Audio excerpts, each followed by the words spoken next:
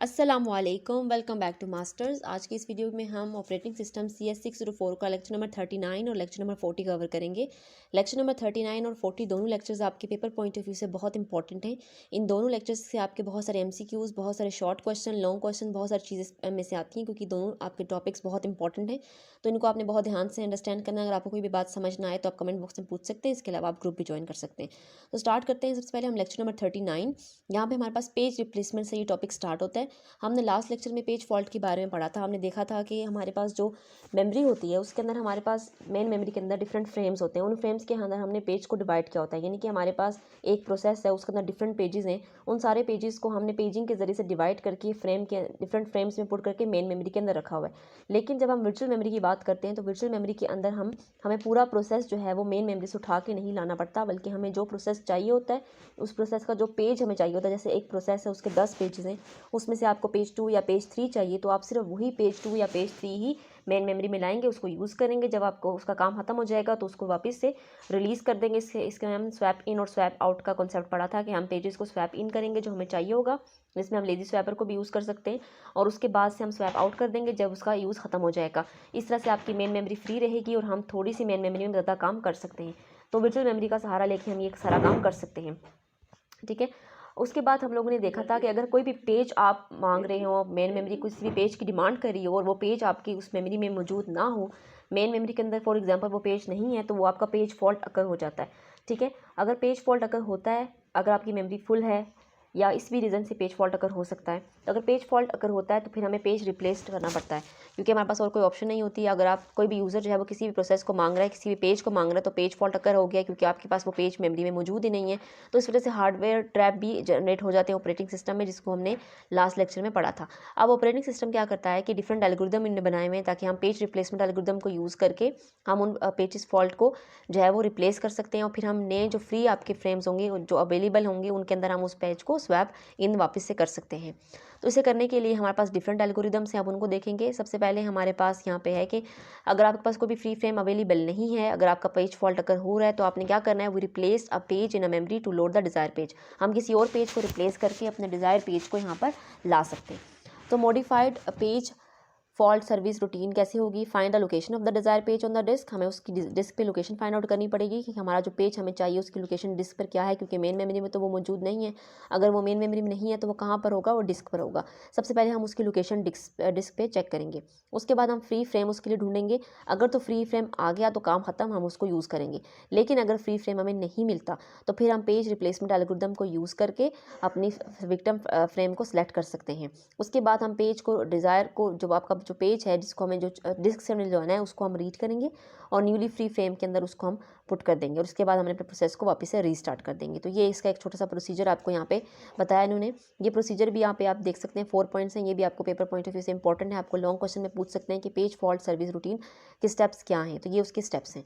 उसके बाद हमारे पास नेक्स्ट पेज पे भी उन्होंने आपको इसकी पिक्चर भी दिखाई है कि कैसे एक हमारे पास पेज टेबल है और हमारे पास एक विक्टिम है, जिनकी फिजिकल मेमोरी है, और यहाँ पे हमारे पास डिस्क में चीज़ें पड़ी हुई हैं, हम स्वैप इन करें या फिर डिज़ायर पेज को स्वैप इन करें और किसी और एक्स्ट्रा पेज को स्वैप आउट कर रहे हैं, ठीक है। और इसके अलावा हम जो है वो ओवरहेड को रिड्यूस कर सकते हैं, मॉडिफाइड बिट को, जिसको हम डर्टी बिट भी कहते हैं। ईच पेज और फ्रेम के पास एक मॉडिफाइड बिट एसोसिएट होती है उसके साथ, उसको यूज़ भी किया जा सकता है यहाँ पे। तो हमारा जो इंपॉर्टेंट टॉपिक है वो यहाँ से स्टार्ट होता है, यानी कि पेज रिप्लेसमेंट के एल्गोरिदम। यहाँ पे 3 एल्गोरिदम आपको दिए हुए, जो तीनों बहुत इंपॉर्टेंट हैं। सबसे पहला एल्गोरिदम हमारे पास फीफो है, फर्स्ट इन और first out page replacement algorithm. इस एल्गोरिदम के अंदर क्या होता है, हमारे पास हर एक पेज जो है वो हमारे पास जो मेमोरी के अंदर लाना होता है, हमने वही लाते हैं हम यहाँ पे भी, और हमारे पास जो पेज है उसको रिप्लेस किया जाता है, ओल्डेस्ट पेज इसमें चूजन किया जाता है। ये सबसे इंपॉर्टेंट लाइन है इसकी, कि जब हमें कोई पेज रिप्लेस करना होता है तो हम कैसे रिप्लेस करेंगे, हम ओल्डेस्ट पेज को चूज़ करेंगे जब सबसे पहले हमने यूज़ किया था, सबसे पहले जो हमने लाया था, ठीक है।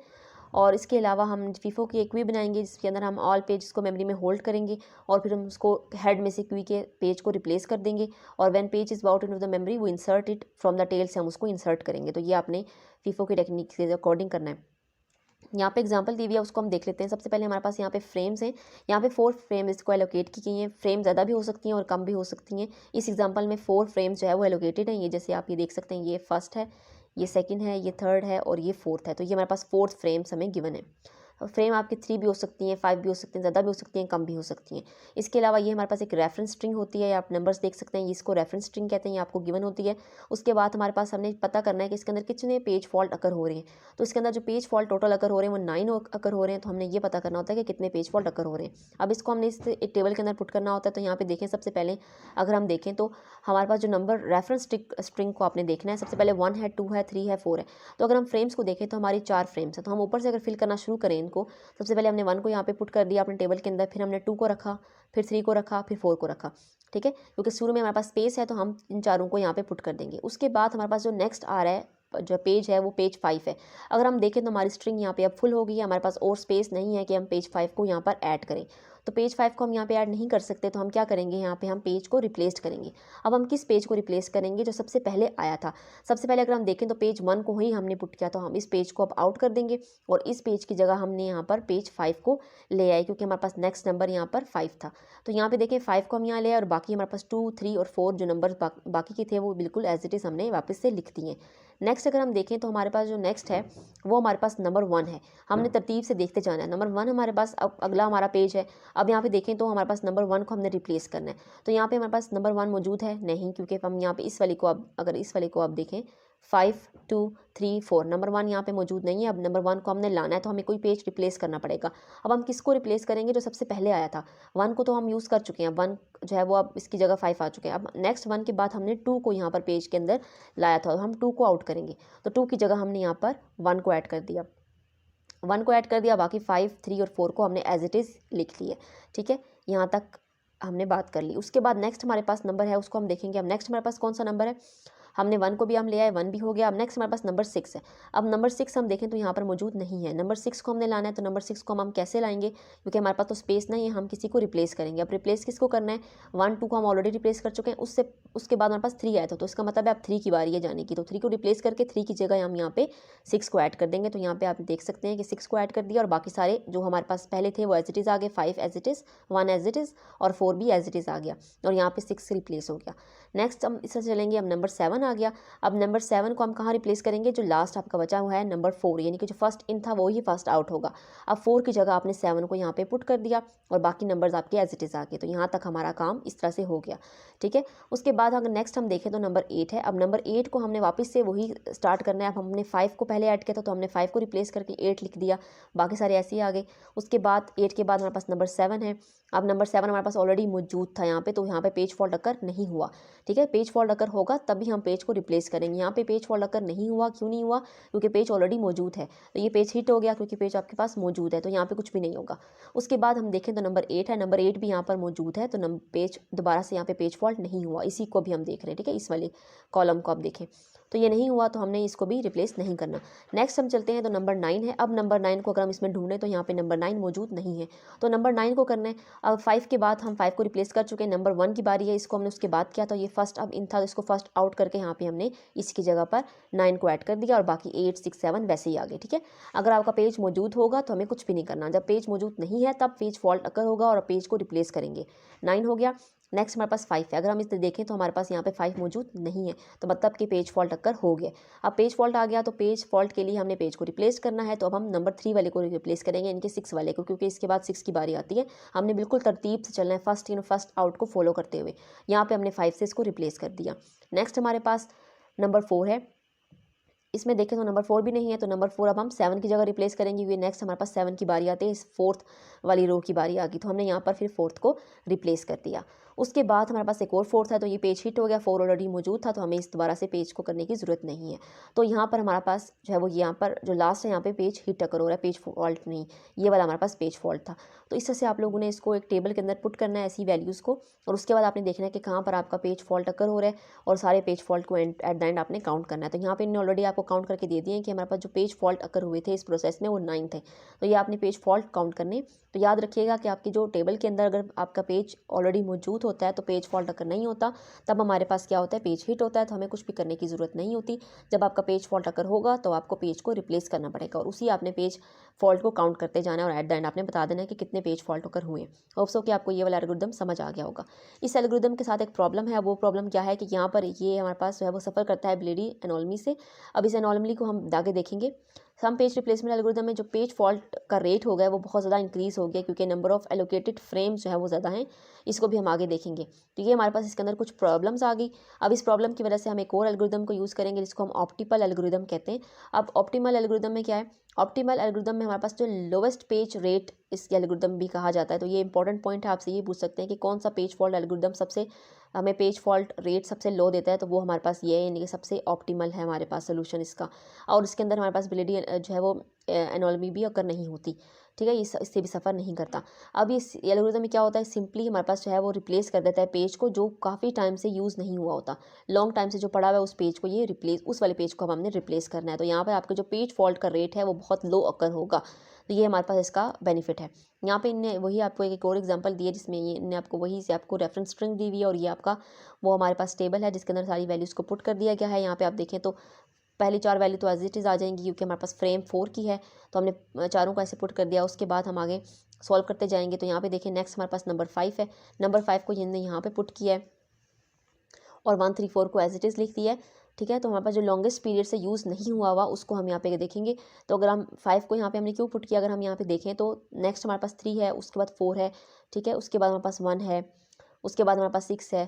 तो यहाँ पे देखें आपने इस तरफ देखना है उस 5 के बाद। अगर हम इस साइड देखें तो आप ये देखेंगे कौन सा अगला आपको चाहिए होगा, कौन सा अगला पेज आपने डालना है यहाँ पे। तो अगर हम यहाँ पे देखें तो 1 2 3 4 है हमारे पास, हम पेज 5 पे यहाँ पे खड़े, तो 3 हमें चाहिए होगा, तो हम 3 को यहाँ से रिप्लेस नहीं कर सकते क्योंकि हमें आगे वो चाहिए होगा, तो इसको फ़ायदा नहीं है रिप्लेस करने का।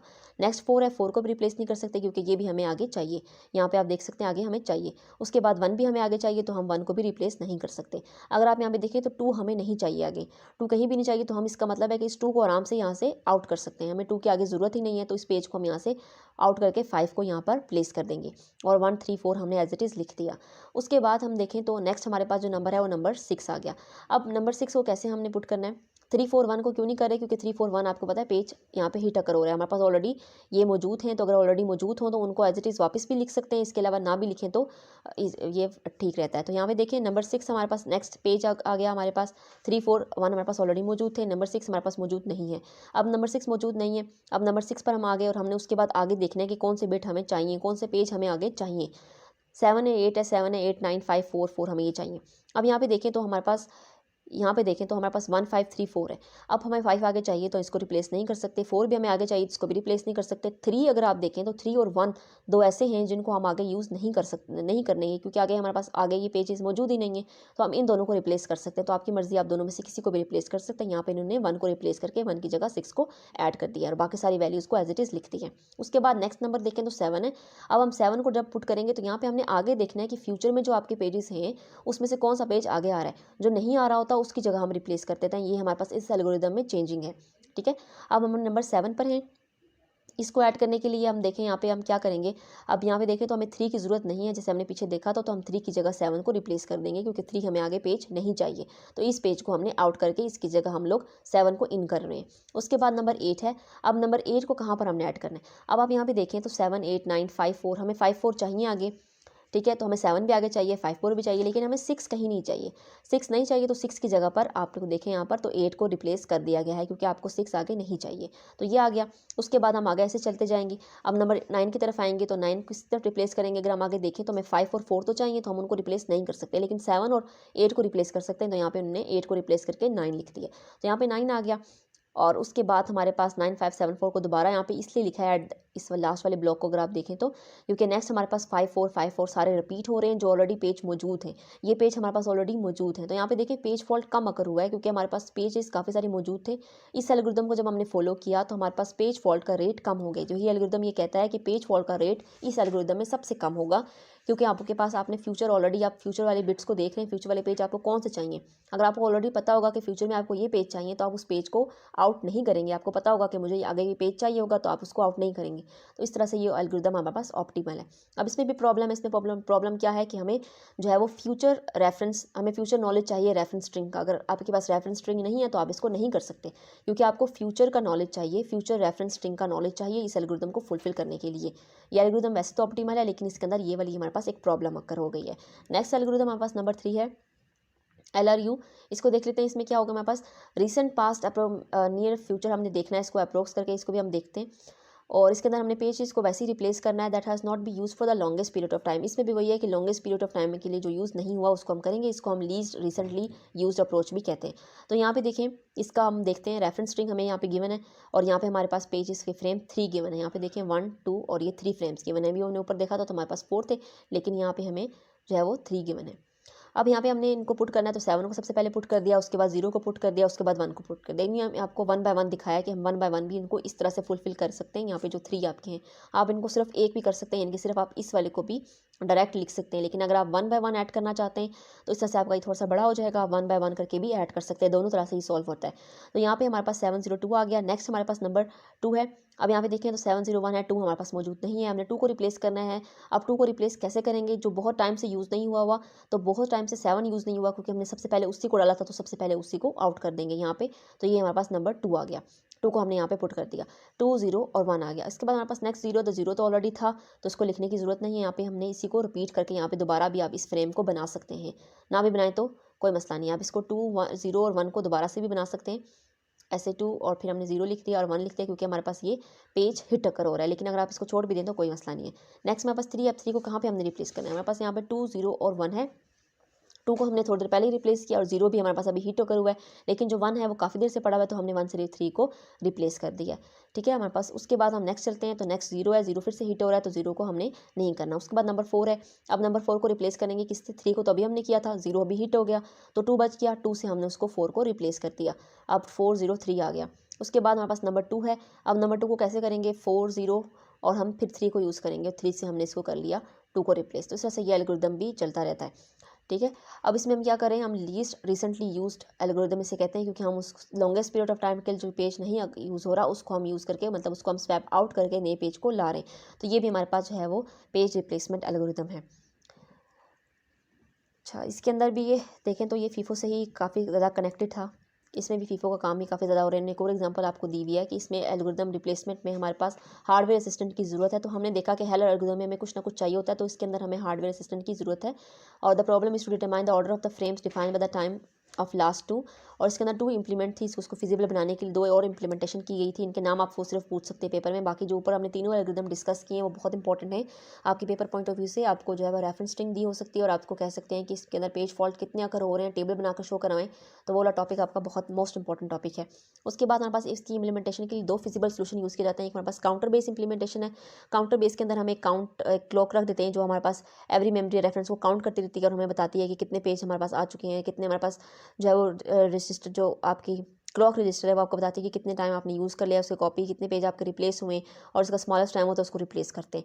इसके अलावा जो दूसरा हमारे पास मेथड है वो हमारे पास स्टैक बेस है। स्टैक के अंदर आपको पता है कि हमने और स्टैक की टॉप पे हम जो है वो चीज़ों को रिमूव करते हैं, यानी कि फर्स्ट इन होता है और हमारे पास लास्ट में वो आउट होता है। तो यहाँ पर स्टैक हमारे पास एक अनदर अप्रोच है जो हम जिसको हमने स्टैक को पेज में रखना है। पेज में जो रेफरेंट है इसमें क्या होगा कि हमने स्टैक के जो है वो रिमूव करके उसके टॉप पे रखेंगे, क्योंकि जैसे स्टैक आपको पता है कि इस तरह से होती है जिसके अंदर लास्ट हमारे पास जो फर्स्ट इन होता है वो जो लास्ट पे आता है, उसके बाद सेकंड आ गया, थर्ड आ गया, फोर्थ आ गया। आपने कुछ नया रखना है तो आपको टॉप पे रखना पड़ता है। यहाँ पे आप टॉप पे नेक्स्ट को पुट करेंगे यहाँ पे, और इसके अलावा जो लास्ट वाला आपका पहले आपने पुट किया था वो सबसे आखिर में आउट होगा जब सबसे ऊपर वाले सारे आउट हो जाएंगे। तो इस स्ट्रेटजी को भी यहाँ पे यूज़ किया जाता है।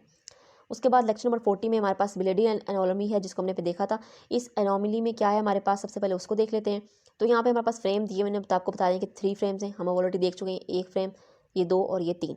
ठीक है। उसके बाद रेफरेंस स्ट्रिंग भी आपको दी और पेज फॉल्ट आपको बताएं कि इसके अंदर 9 पेज फॉल्ट अकर हो रहे हैं। अगर हम देख लें एल्गोरिदम में तो यहाँ पे देखें सबसे पहले 1 को पुट किया, इनने 1 बाय 1 वापस से पुट किया, 1 को पुट किया, नेक्स्ट 2 है, 2 को यहाँ पे पुट कर दिया, नेक्स्ट 3 है, 3 को यहाँ पे पुट कर दिया, ये हो गया। अब नेक्स्ट हमारे पास नंबर 4 है। नंबर 4 को पुट करने के लिए हमारे पास जगह नहीं है तो हमें किसको रिप्लेस करना पड़ेगा, किसको रिप्लेस करेंगे, जो सबसे पहले आया था जो 1 था, 1 को आउट करेंगे, स्वैप आउट करके 1 की जगह हमने 4 को यहाँ पे रिप्लेस कर दिया और 2 3 ऐसे ही आ गए। उसके बाद 1 है, 1 हमारे पास ऑलरेडी था लेकिन हम उसको तो निकाल दिया था, तो 1 को दोबारा लाना पड़ेगा। अब 1 को दोबारा कहाँ पे लाएंगे, 1 को हम 2 की जगह लाएंगे, क्योंकि हमें रेफरेंस स्ट्रिंग का नहीं पता था कि रेफरेंस स्ट्रिंग के जरिए से हम फ्यूचर को नहीं एज्यूम करें, क्योंकि हम दूसरा एल्गोरिदम फीफो वाले को यूज़ करें। यहाँ पे ये फीफो का ही प्रॉब्लम था, तो फीफो एल्गोरिदम यहाँ पे देखें उसी को यूज़ किया जा रहा है। तो यहाँ पे 2 की जगह हमने 1 को पुट कर दिया। नेक्स्ट हमारे पास जो है वो क्या है, 1। उसके बाद हमारे पास 2 हमें दोबारा चाहिए हो गया। अब 2 हमारे पास दोबारा चाहिए, अभी हमने उसको रिमूव किया था लेकिन अभी हमें दोबारा चाहिए, तो हम 3 की जगह वापस से 2 को यहाँ पर ले आए हैं। उसके बाद नंबर 5 है। नंबर 5 के लिए अब हम 4 को रिप्लेस करेंगे क्योंकि 4 सबसे पहले आया हुआ है, तो 4 को हमने 5 से रिप्लेस कर दिया। 5 1 2 आ गया। उसके बाद 1 है और 2 है। 1 2 हमारे पास ऑलरेडी मौजूद है, तो ये हिट अकर हो गया और यहाँ पे इन दोनों की वजह से यहाँ पे कुछ भी नहीं होगा, हमने यहाँ पे पेज फॉल्ट नहीं हुआ क्योंकि ऑलरेडी पेज मौजूद है। उसके बाद नेक्स्ट हमारे पास 3 है। नंबर 3 हम देखें तो नंबर 3 हमारे पास नहीं था, तो उसको रिप्लेस करने के लिए हमें 1 को आउट करना पड़ेगा क्योंकि 5 को हम ऑलरेडी आउट कर चुके हैं। 4 को आउट करके हमने 5 लाया था। तो अब नेक्स्ट हमारे पास इसकी बारी है रो 2 की, और 1 को रिप्लेस करके हम 3 को यहाँ पर ले आएंगे। 3 आ गया। उसके बाद हमारे पास 4 है, तो 4 हमने आउट कर दिया था। 4 को वापस इन करने के लिए हम अब थर्ड रो को यूज़ करेंगे। थर्ड रो के अंदर हम बारी बारी यूज़ कर रहे हैं। पहले हम इसमें से रिप्लेस करते हैं, फिर हम इसमें से रिप्लेस करते हैं, फिर हम इसमें से रिप्लेस करते हैं। अब हम इसमें से रिप्लेस करेंगे, 2 की जगह हमने 4 को रिप्लेस कर दिया। 4 को रिप्लेस कर दिया और उसके बाद आपके पास 5 है।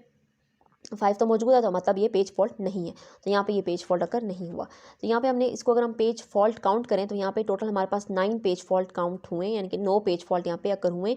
और आपकी फ्रेम्स कितनी थी? 3 फ्रेम्स थी। इस एग्जांपल्स को नीचे इन लोगों ने 4 फ्रेम्स के साथ किया कि अब 4 फ्रेम्स में देखते हैं कि कितने पेज फॉल्ट अकर होते हैं।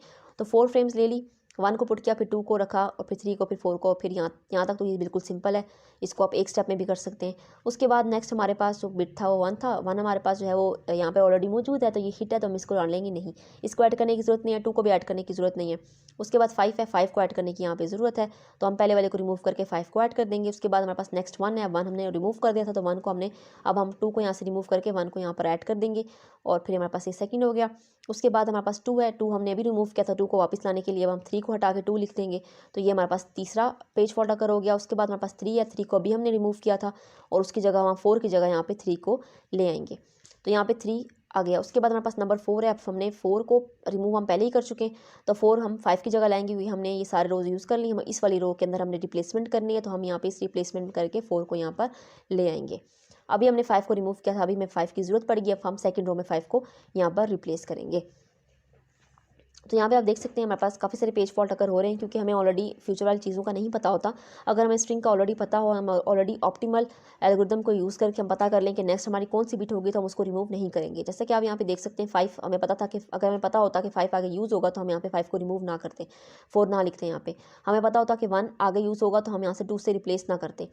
2 हमें पता होता कि हम 2 को अगले यूज़ करेंगे, तो हम 2 को यहाँ से ना निकालते और हमें 2 को दोबारा यहाँ पे ऐड करना पड़ेगा, तो दोबारा से पेज फॉल्ट आ गया, यानी कि उस पेज को हमने यहाँ से अपनी मेमोरी से रिमूव कर दिया क्योंकि हमें उसकी ज़रूरत नहीं थी, तो और टेम्परेरी तौर पे हमने उसे रिमूव कर दिया, लेकिन फ्यूचर में हमें उसकी दोबारा ज़रूरत पड़ गई। तो ये हमारे पास एनॉमली है, और इसका यहाँ पे उन्होंने लिखा हुआ है कि ये एनॉमली क्यों होती है कि हम अगर यहाँ पे एक और चीज़ नोट करें,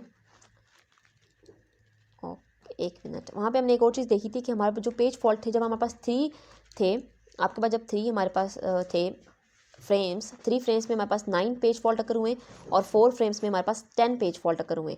तो ज़्यादा किस में हुए? ज़्यादा 3 वाले में कम हुए और 4 वाले में ज़्यादा हुए। यानी कि अगर हम देखें तो जैसे ही आपकी फ्रेम इंक्रीज़ होंगी तो आपके पेज फॉल्ट भी इंक्रीज़ होंगे। यही हमारे पास बिलेडी एनोमली है कि जो स्टेट करती है कि for some page replacement algorithm की वजह से क्या होता है कि जो पेज फॉल्ट रेट है वो इंक्रीज़ हो जाता है जैसे number of allocated frame increase होते हैं। अब हमने जब 4 फ्रेम लिए तो हमारे पास जो पेज फॉल्ट था वो 10 पेज फॉल्ट अकर हो गए। जब हमने 3 लिए थे तो हमारे पास 9 था, मतलब वो कम था, तो उसको हम यूज़ कर सकते हैं, लेकिन ज़्यादा पेज फॉल्ट अकर नहीं होने चाहिए, ठीक है, क्योंकि वो फिर हार्डवेयर ऑपरेटिंग सिस्टम को ट्रैप देता है। उसके बाद स्टैक रिप्लेसमेंट एल्गोरिथम को इन्होंने दोबारा से डिफाइन किया यहाँ पे, और उन्होंने बताया कि ये बिलोडी जो हमारे पास बिलेडी एनोमली है इससे ये सफ़र नहीं करता क्योंकि ये हमारे पास LRU की एग्जांपल है, उसको यूज़ करते हुए हमने LRU में इसको देखा था। यहाँ पे 3 एलोकेटेड फ्रेम दे दिए और आपको पेज फॉल्ट भी बता दिए, बिल्कुल वैसे ही टेबल हैं जैसे कि मैंने अभी आपको समझाए हैं ऊपर। और यहाँ पे देखें पेज, यहाँ पे नंबर ऑफ फ्रेम्स इंक्रीज़ किए 4 और पेज फॉल्ट कम हो गया है। ये हमारे पास स्टैक की वजह से हुआ है। स्टैक रिप्लेसमेंट एल्गोरिथम में देखें डिफरेंस क्या है कि पेज फॉल्ट आपके 10 थे जब आपके 3 आपने फ्रेम यूज़ किए, और जब आपने फ्रेम 4 यूज़ किए तो आपके पास पेज फॉल्ट 8 हो गया, यानी कि पेज फॉल्ट यहाँ पे रिड्यूस हो रहा है। इन दोनों टेबल्स को उस तरह से बनाया गया है। सबसे पहले 1 2 और 3 को हमने ऐड कर दिया गया यहाँ पे। उसके बाद हमारे पास नंबर 4 है। नंबर 4 को ऐड करने के लिए हम 1 को रिमूव करके 4 को ऐड कर देंगे, और उसके बाद यहाँ पे 1 को ऐड कर दिया, फिर 2 को ऐड कर दिया, इस तरह से हमने 5 को ऐड किया, फिर हमने 1, और फिर सारा से वही, ये सारे वो टेबल एक जैसे ही हैं बिल्कुल जैसे हमने पहले देखे थे। उसके बाद हमारे पास LRU अप्रोक्सीमेशन एल्गोरिथम है। इसमें क्या होता है कि फ्यू कंप्यूटर सिस्टम जो है हमारे पास सफिशिएंट हार्डवेयर सपोर्ट जो है वो प्रोवाइड कर देते हैं LRU पेज रिप्लेसमेंट एल्गोरिथम को। हमने देखा था कि इसके अंदर हार्डवेयर सफिशिएंट नहीं थी हमारे पास इस एल्गोरिथम को, लेकिन कुछ जो हमारे पास कंप्यूटर्स हैं वो इसको प्रोवाइड कर देते हैं और कुछ हमारे पास इसको सपोर्ट नहीं प्रोवाइड करते, और जो बहुत सारे सिस्टम्स होते हैं वो इसमें हेल्प करते हैं। In the form of reference bit. अब रेफरेंस बिट में क्या होता है कि reference bit for the page is set by the hardware, इसको सेट कर देता है रेफरेंस बिट हर पेज के लिए, और whatever the page is reference bit are associated with each entry in the page table के साथ, ईच एंट्री के साथ जो है रेफरेंस बिट जो है एसोसिएट हो जाता है और इनिशियली उसको एम्प्टी रखा जाता है। उसके बाद मेरे पास लीस्ट फ्रीक्वेंटली यूज एल्गोरिदम है। ये वाला एल्गोरिदम आप क्या है कि इसके अंदर लोकेलिटी रेफरेंस को यूज़ करता है और इसके अंदर हमारे पास जो है वो करंट लोकेलिटी को यूज़ नहीं किया जाता। तो यहाँ पर ये बाकी एल्गोरिदम इतने इंपॉर्टेंट नहीं, जो हमने ऊपर डिस्कस किए वही इंपॉर्टेंट हैं जिनके टेबल आपको गिवन है। उसके बाद मोस्ट फ्रीक्वेंटली यूज एल्गोरिदम का भी आपको पता होना चाहिए, इसकी शॉर्ट फॉर्म MFU है। इसमें क्या होता है कि page with the smallest count, जिसमें स्मॉलेस्ट काउंट पेज होता है उसको हमारे पास मेमोरी में जो है वो ब्राउट किया जाता है, यानी कि उसको ब्राउट किया जाता है, उसको लाया जाता है और इसको हम लोकेलिटी की फॉर्म में भी कर सकते हैं। उसके बाद हमारे पास पेज बफरिंग एल्गोरिदम है। पेज बफरिंग एल्गोरिदम में क्या होता है कि हमारे पास जो OS है, ऑपरेटिंग सिस्टम है, उसने हमारे पास एक फ्री फ्रेम्स का पूल रखा हुआ है, यानी कि सारी फ्री फ्रेम्स को इकट्ठा रखा हुआ है। जब भी कोई पेज फॉल्ट अगर होता है तो वो उस फ्री फ्रेम में से हमें स्पेस देता है, उसके अंदर हम फिर डिज़ायर पेज को लोड करके स्वैप इन कर लेते हैं। ठीक है, उसके बाद हमारे पास है लोकल वर्सेस ग्लोबल रिप्लेसमेंट। ये जस्ट आपके MCQs के पॉइंट ऑफ व्यू से ये वाला टॉपिक इंपॉर्टेंट है। ये प्रोसेस P हमारे पास पेज फॉल्ट को जनरेट करता है, तो उसको हम दो तरह से सिलेक्ट कर सकते हैं। या तो हम क्या करें कि हम चाहे वो रिप्लेसमेंट एल्गोरिदम को सिलेक्ट कर लें, यानी कि select for replacement one of its frame, या फिर हम select for replacement of frame from the process with low priority number से भी हम फ्रेम को सिलेक्ट कर सकते हैं। तो ये आपका इंपॉर्टेंट है, ये आपको पेपर में पूछ सकते हैं। अब ग्लोबल रिप्लेसमेंट हमें क्या अलाउ करती है कि जो प्रोसेस है वो हमारे पास रिप्लेसमेंट फ्रेम को जब सेलेक्ट करता है तो उसको सारे फ्रेम्स अवेलेबल कर दिए जाते हैं। उनसे जो भी प्रोसेस किसी अनदर प्रोसेस का भी फ्रेम होता है तो वो भी उसको फ्री अवेलेबल होता है, वो किसी भी प्रोसेस को यूज़ करके कर सकता है। इसको हम ग्लोबल रिप्लेसमेंट करते हैं। ग्लोबल रिप्लेसमेंट के अंदर सारे आपको रिप्लेसमेंट फ्रेम अवेलेबल होते हैं, किसी को भी आप जो है वो यूज़ कर सकते हैं। और हमारे पास जो है वो किसी और प्रोसेस का भी one process can take the frame of other भी हो सकता है। लेकिन लोकल रिप्लेसमेंट रिक्वायरमेंट क्या होता है कि ईच प्रोसेस जो है वो select only it's allocated frame, जो एलोकेट किए जाते हैं सिर्फ उसी में से उसने सेलेक्ट करना होता है यहाँ पे। लेकिन ग्लोबल में जितने भी आपको अवेलेबल होंगे आप उस सारों में से भी कर सकते हैं, इसके अलावा किसी और प्रोसेस की फ्रेम को भी यूज़ कर सकते हैं। यही इसका मेन डिफरेंस है। यहाँ पे एलोकेशन ऑफ फ्रेम की एग्जांपल बताइए कि ईच फ्रेम्स को हम मिनिमम नंबर ऑफ फ्रेम्स देकर जो है वो इसको हम नंबर ऑफ फ्रेम देते हैं। जैसे कि हमने एक इंस्ट्रक्शन को 6 बाइट्स दिए हुए, ठीक है, और इसका 16 बिट ऑफसेट है और 2 स्पेन है, तो ये एक जस्ट एग्जांपल है, उसको देख लीजिएगा। उसके बाद हमारे पास है 3 मेजर एलोकेशन की स्कीम्स हैं। ये आपका इंपॉर्टेंट टॉपिक है, ये भी आपको शॉर्ट क्वेश्चन में 3 मार्क्स का आ सकता है। इसके अलावा इससे न्यूमेरिकल्स भी एसोसिएटेड है। तो 3 हमारे पास एलोकेशन स्कीम्स है। पहले हमारे पास फिक्स्ड है। फिक्स एलोकेशन में देखिए इस फ्रेम में हमारे पास जो फ्री फ्रेम्स हैं उनको इक्वली डिवाइड किया जाता है। ठीक है, ये हमने फ्री फ्रेम्स को देने के लिए स्कीम्स बनाई हुई हैं। प्रोपोर्शनली में एलोकेशन में क्या होता है कि इसमें जो है proportional to size of the scheme, इसको भी हम न्यूमेरिकल्स के थ्रू देखेंगे। इनकी डेफिनेशन एक लाइन की आपने याद रखनी है, और प्रायोरिटी में आपको प्रायोरिटी की बेस पे करना होता है। तो यहाँ पे एक एग्जांपल दी हुई, इस एग्जांपल को देखते हैं। सबसे पहले नंबर ऑफ फ्री फ्रेम्स आपको 64 गिवन है, नंबर ऑफ प्रोसेस आपको 3 गिवन है, P1 का जो साइज़ है वो 10 पेजेस है, P2 का 40 पेजेस है और P3 का 27 पेज है। ठीक है, ये आपको चीज़ें गिवन है, ये यहाँ पर जो 3 चीज़ें हैं। अब यहाँ पर पहला हम फिक्स एलोकेशन के जरिए से सॉल्व करते हैं। यहाँ पे क्या है 64 हमारे पास टोटल फ्रेम्स हैं, उन टोटल फ्रेम्स को नंबर ऑफ प्रोसेस पे डिवाइड कर देंगे। 21 आ गया, यानी कि ईच प्रोसेस को, यानी कि तीनों प्रोसेस को 21 फ्रेम्स दे दिए जाएंगे। तो ये हमारे पास फिक्स एलोकेशन होगी। सेकंड प्रोपोर्शनल है। प्रोपोर्शनल में हम क्या करते हैं कि हमारे पास ऐसा यहाँ पे साइज़ है प्रोसेस का। ठीक है, प्रोसेस का साइज़ क्या होता है, इसका यहाँ पे पहले प्रोसेस का 10 है, दूसरे प्रोसेस का 40 है, तीसरे प्रोसेस का 127 है। इसको हम डिवाइड कर लेते हैं समीशन ऑफ ऐसा, यानी कि टोटल फ्रेम्स की जितना भी साइज़ है उससे हम इसको डिवाइड करते हैं। उसके बाद इसको हम M यानी कि नंबर ऑफ फ्री फ्रेम्स जो चाहिए उससे हम इसको मल्टीप्लाई करते हैं। ये इसका फॉर्मूला यहाँ पे आपको गिवन है, ये वाला इसका फॉर्मूला है और तीनों पेजेस के लिए निकाला है। A1 हमारे पास पेज 1 है, फिर पेज 2 है और फिर पेज 3 है। पेज 1 को देखें, सबसे पहले तो 10 इसके पेजेस थे, तो अवेलेबल पेजेस 10 है और डिवाइडेड बाय हमने ओवरऑल करनी है, यानी कि 10, 40 और 127 को प्लस करेंगे। 10 और 40 होगी 50 और 50 में प्लस करेंगे 127, गिवन हमारे पास 177 आ जाएगा। तो 177 से इसको डिवाइड कर देंगे और मल्टीप्लाई करेंगे फ्री फ्रेम से। तो फ्री फ्रेम हमारे पास 64 अवेलेबल थी जो आपको क्वेश्चन में गिवन है। 64 से मल्टीप्लाई करेंगे तो आपको 3 फ्रेम्स मिलेंगे पेज 1 के लिए। पेज 1 के अगर आप देखें तो पेज भी 10 थे, यानी कि उसके पेज कम थे तो उसको फ्रेम्स सिर्फ 3 एलोकेट की गई हैं। ठीक है, अगर हम देखें नेक्स्ट वाले को A2 के अंदर 40 आ गए हमारे पास, उसके फ्रेम पेजेस 40 आ गए और उसके बाद 177 हमारे पास जो है वो टोटल है सम, और उसके बाद 64 से मल्टीप्लाई करेंगे तो 14 फ्रेम्स हम उसको देंगे, क्योंकि उसके अंदर ऑलरेडी 40 पेज थे तो हम इसको फ्रेम्स भी इसकी ज़्यादा होंगी। उसके बाद A3 पेज को देखेंगे तो 127 को डिवाइड करेंगे 177 पे, 127 आपको पेज का साइज़ यहाँ पे गिवन है, 77 आपका इक्वल 177 आपका टोटल है और 64 आपका फ्री फ्रेम है, जिसको हमने बाकी से भी किया, इसको मल्टीप्लाई करेंगे तो 45 फ्रेम्स आ गई, यानी कि पेजेस ज़्यादा हुए तो फ्रेम भी ज़्यादा हमने एलोकेट कर दी इसको। तो यहाँ पे इस एल्गोरिदम में देखें 2 frames are put in the list of the free frames, 2 frames को हमने फ्री फ्रेम्स में पुट कर दिया। तो यहाँ पे अगर आप देख सकते हैं कि हमारे पास जितनी भी आपके पेजेस का जब साइज़ बढ़ेगा तो आपको फ्रेम्स भी ज़्यादा एलोकेट की जाएंगी, लेकिन हमने फिक्स में देखा था तो सबको बराबर बराबर दी जाएंगी तीनों पेजेस में, चाहे उनके पास कम पेजेस हैं। तीनों प्रोसेस में अगर प्रोसेस P1 के पास 10 पेजेस हैं, P2 के पास 40 पेजेस हैं, P3 के पास 127 पेजेस हैं, जितने मर्जी उनके पास पेजेस हों फिक्स में उनको फिक्स ही फ्रेम दिए जाएंगे। लेकिन प्रोपोर्शनल में एलोकेशन में क्या होगा कि हम एक फॉर्मूला यूज़ करेंगे और उनको उस हिसाब से देंगे, यानी कि उसके अगर पेजेस थोड़े हैं, जैसे कि 10 पेजेस है तो 3 फ्रेम्स मिलेंगी, 40 पेजेस है तो 14 फ्रेम्स मिल गई, और 127 पेजेस है जो काफ़ी ज़्यादा हैं तो उसको फिर 45 फ्रेम्स हमारे पास फ्री फ्रेम्स अवेलेबल की गई हैं। तो ये वाला न्यूमेरिकल भी आपका बहुत इंपॉर्टेंट है।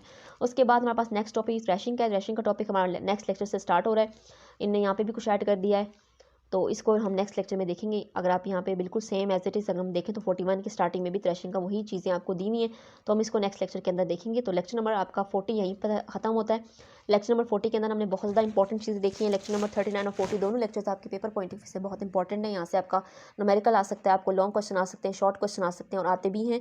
इसके अलावा आपके बहुत सारे MCQs भी इन टॉपिक से बनते हैं। तो ये वाला लेक्चर आपने बहुत ध्यान से समझना है। अगर आपको कोई भी बात समझना है तो आप कमेंट बॉक्स में मुझसे पूछ सकते हैं। इसके अलावा व्हाट्सएप ग्रुप भी ज्वाइन कर सकते हैं। चैनल पे नए हैं तो चैनल को जरूर सब्सक्राइब करें और अपने फ्रेंड्स के साथ भी इस वीडियो को शेयर कर दें जिनका ये सब्जेक्ट है। Thank you so much. Next video के अंदर हम लास्ट लेक्चर्स करेंगे।